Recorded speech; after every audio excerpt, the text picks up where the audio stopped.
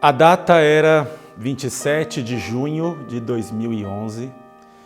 Eu tinha acabado de terminar o primeiro semestre do curso de teologia e eu estava entrando de férias, e é bem comum nessa época das férias os estudantes de teologia irem atrás de algum recurso para poderem pagar o próximo semestre, não é? Isso não foi diferente comigo, então eu juntei um grupo de amigos e me dirigi até o estado do Paraná e pretendíamos ali captar recursos, não é, para poder pagar o próximo semestre de teologia. E nós abastecemos o carro na cidade de Curitiba por volta das 11h30 da noite, meia-noite. E eu lembro que eu estava sentado no lugar do passageiro, na frente, e eu ofereci ao meu amigo, o Sérgio, que eu pudesse dirigir a partir dali. Ele disse que não, que estava tudo tranquilo. Evandro, descansa, mais para frente você dirige. A nossa viagem tinha ainda mais algumas 4 horas pela frente. E eu lembro que eu dormi no posto ali de gasolina, abastecendo. E enquanto eu dormia,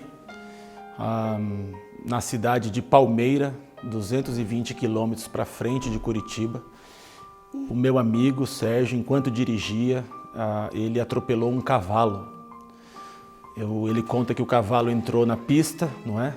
E ele não conseguiu frear, nem tampouco desviar, e o cavalo então foi atingido pelo veículo. E o cavalo inteiro caiu em cima de mim, justamente naquela parte ali onde eu estava sentado.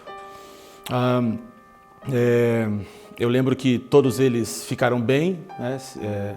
Conseguiram ser socorridos, mas eu fiquei preso nas ferragens do carro, aguardando ali o corpo de bombeiros e um equipamento especial para que me tirasse dali. Eu fiquei preso nas ferragens do carro cerca de 50 minutos. E eu lembro que, enquanto preso na ferragem do carro, né, eu lembro que eu acordei. Eu acordei por alguns segundos assim. E quando eu acordei e tentei me mexer, eu não consegui, eu ouvi a voz do meu amigo aqui do lado dizendo: Evandro, não se mexe.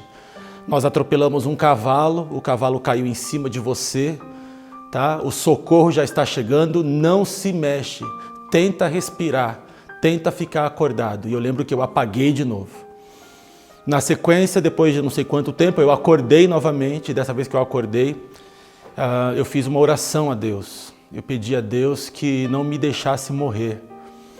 Eu tinha um desejo muito grande, eu tinha um sonho muito grande de ser um ministro na igreja de Deus, de ser um pastor. Eu lembro que eu pedi isso para Deus em oração, falei: Senhor, não me deixa morrer aqui, deixa eu ser pastor na Tua obra. E eu também ainda não era pai, eu tinha um desejo muito grande de ser pai, então eu pedi para Deus que, além de me deixar ser pastor, me deixasse também ser ainda pai. Eu não queria morrer ali. Eu lembro que eu apaguei de novo e não acordei mais. O socorro chegou por volta de 3 horas da manhã e a minha situação era muito grave. Eu tinha politraumatismo na face, né? E alguma parte do corpo também foi prejudicada ali com o acidente. Então o socorro decidiu voltar comigo para a cidade de Curitiba, que ficava 2 horas atrás. Eu tinha passado por lá e agora eu tinha que voltar para o hospital em Curitiba chamado Angelina Caron. Então me tiraram do carro, me colocaram na ambulância junto com os meus amigos e seguiram então a toda velocidade para Curitiba. Na estrada, depois de meia hora de estrada rumo Curitiba, eu comecei a ter convulsões dentro da ambulância e, segundo o relato dos meus amigos, eu dava pulos na maca da ambulância de 1 metro assim. Comecei a me debater bastante dentro da ambulância e comecei então a esboçar ali uma parada cardíaca. Então veio a parada cardíaca.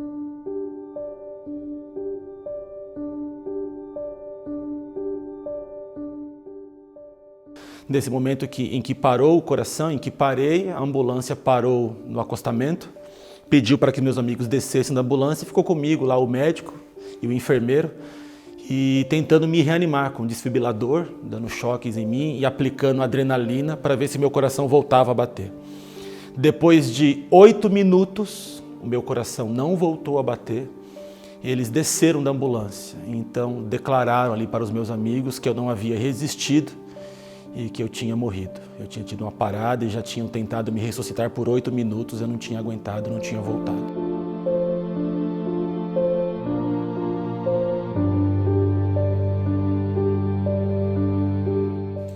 Depois de tentarem me reanimar dentro da ambulância por cerca de 8 minutos, sem sucesso, os enfermeiros então e o médico, eles descem para anunciar aos meus amigos que estavam ali do lado de fora que eu não havia resistido, que eles fizeram de tudo que poderiam ter feito, não é? Mas infelizmente eu não aguentei, então eles atestaram ali o meu óbito.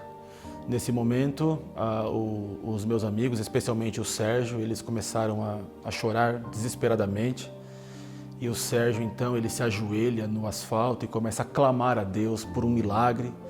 Ele começa a clamar a Deus para que Deus me ressuscitasse, que Ele pudesse me devolver vivo para minha esposa, para minha família. Que Deus permitisse que eu concluísse o sonho de ser pastor. Ele sabia que eu estava estudando, né? E depois de muito chorar e muito clamar a Deus, o Sérgio então, ele conta que ele segura o médico ali pelas pernas e pede pelo amor de Deus para que o médico tente mais uma vez.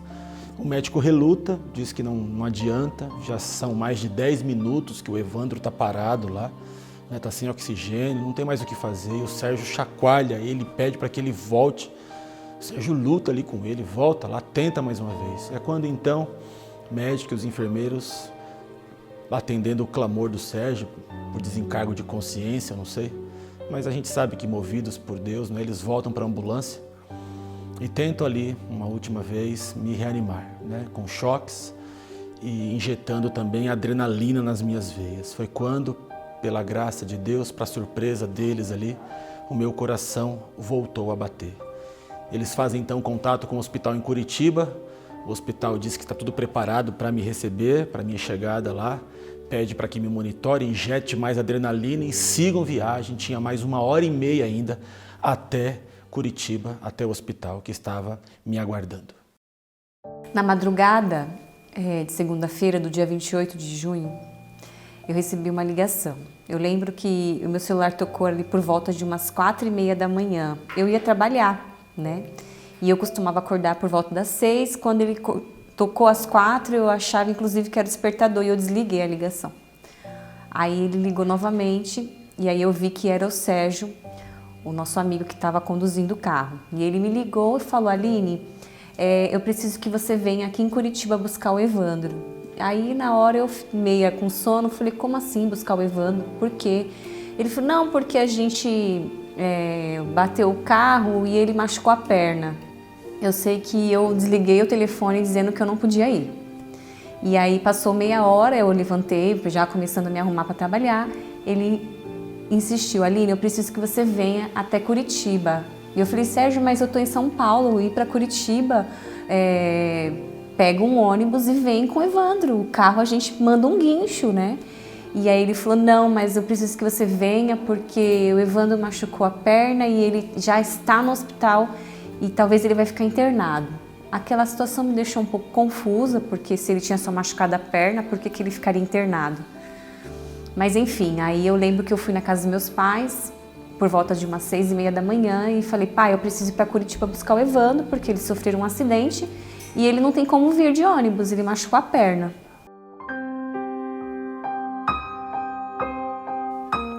A minha igreja em Guarulhos, na cidade de Guarulhos, quando ficou sabendo de tudo que tinha acontecido, já começaram então uma campanha de oração.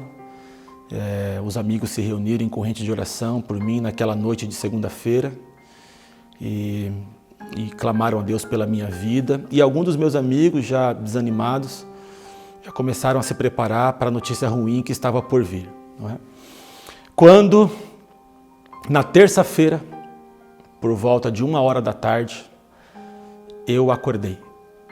Eu acordei e eu lembro que eu enxerguei um teto branco, algumas luzes ali sobre mim, e logo eu senti um incômodo aqui na minha garganta. Eu estava entubado. Então minha primeira reação, questão de segundos, foi arrancar aquele tubo ali, e na hora que eu puxei o tubo, a enfermeira, eu ouvi a enfermeira gritar, tá tendo convulsão, convulsão, convulsão. E eles me deram uma injeção, eu senti a picada aqui na minha coxa direita, me deram injeção. Eu apaguei de novo, né? E pelo que me consta, eu dormi até por volta de 4 horas da tarde. Bom, no caminho, o Sérgio teve um momento que me ligou perguntando novamente onde que eu estava. E eu falei, fiz referência ao quilômetro, ele falou assim, corre, porque se você não correr, você não vai mais ver o Evandro.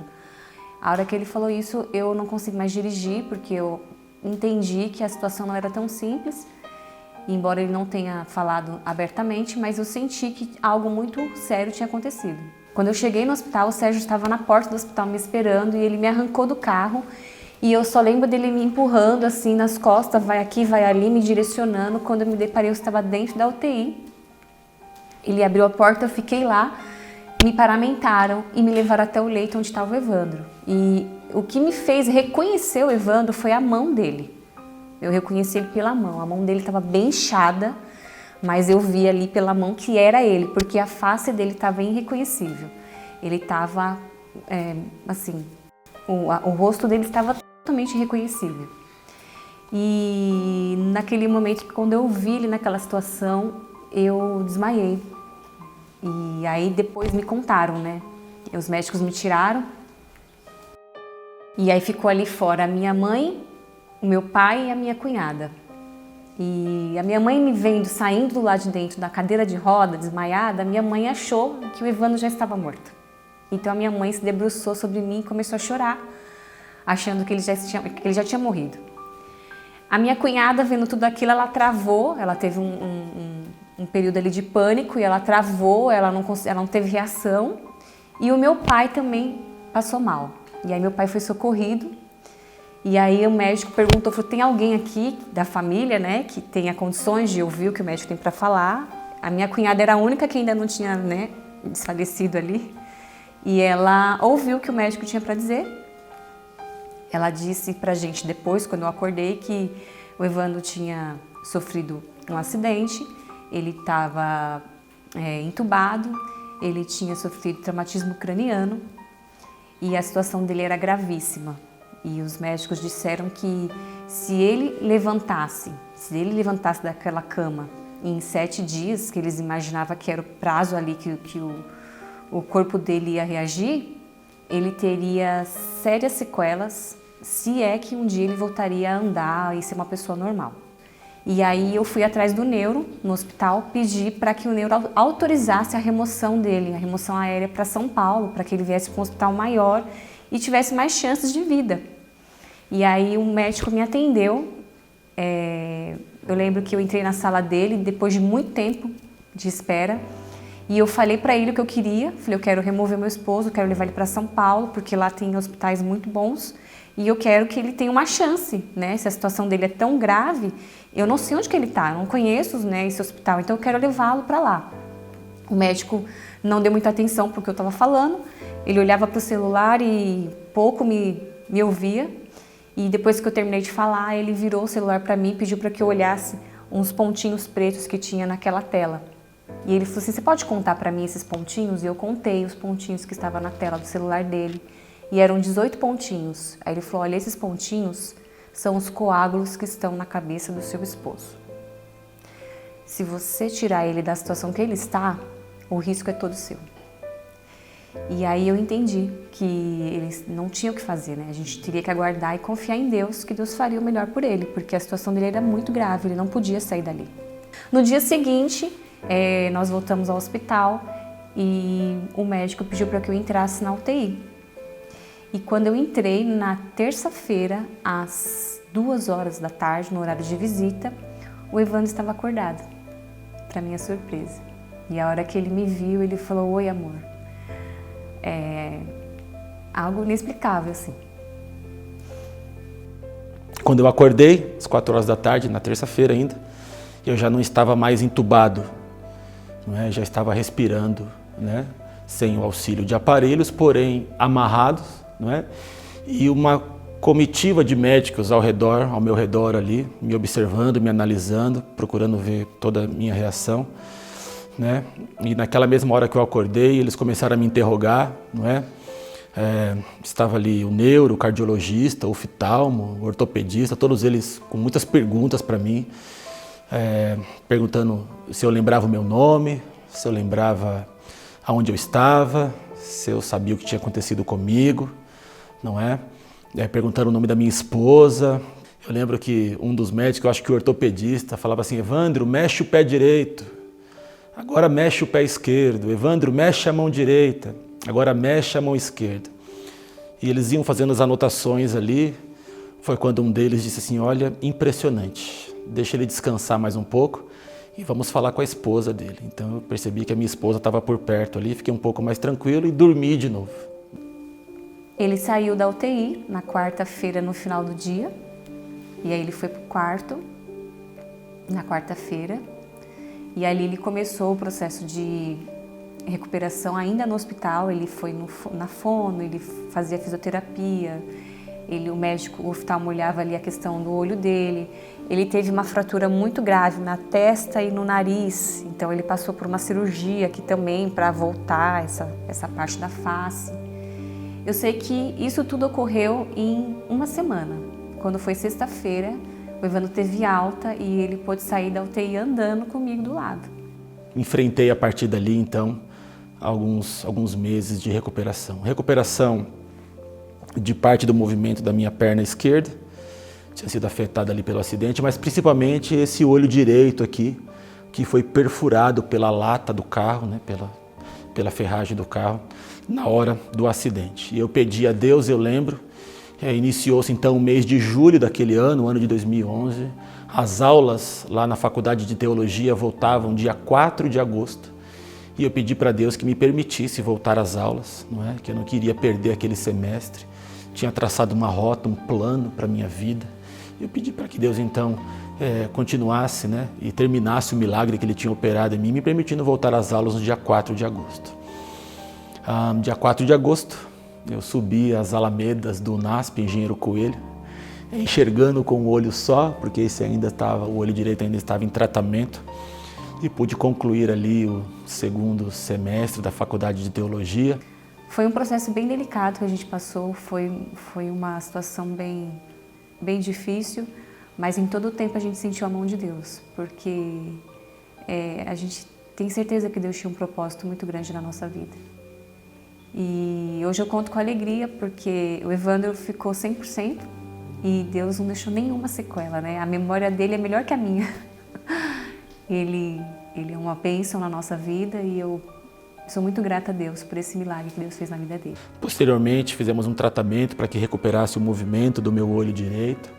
Ele voltou e, embora eu tenha perdido 25% da visão desse olho aqui, mas eu louvo a Deus porque Ele fez um milagre completo, não é? E hoje restam aí as lembranças do dia em que Deus literalmente me chamou da morte e me deu mais uma chance de vida. Naquele dia em que recebi a alta do hospital, na sexta-feira, 5 dias após o acidente, uma junta médica, antes de nos liberar ali, eles se reuniram conosco e disseram que o nosso caso era um caso a ser estudado pela ciência. Eles estavam incomodados porque eu havia tido uma rápida recuperação do politraumatismo craniano, de todos os machucados que o acidente me fez. Eles estavam incomodados também porque eu tive 3 paradas cardíacas, juntando um total de 13 minutos sem oxigênio no cérebro. Eles disseram que eu precisava ter uma sequela, enfim.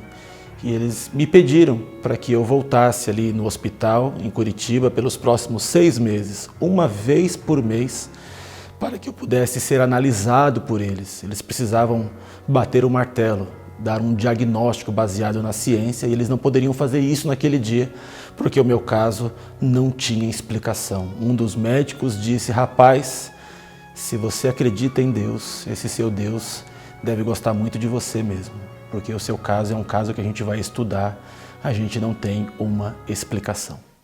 Cuidei de você quando seu coração se quebrou.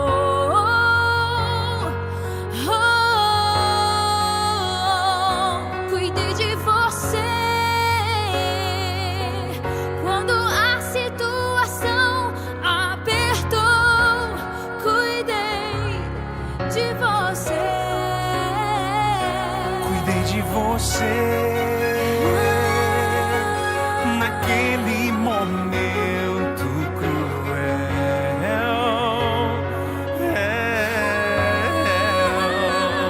Cuidei de você quando algo tirou o seu chão. Cuidei de você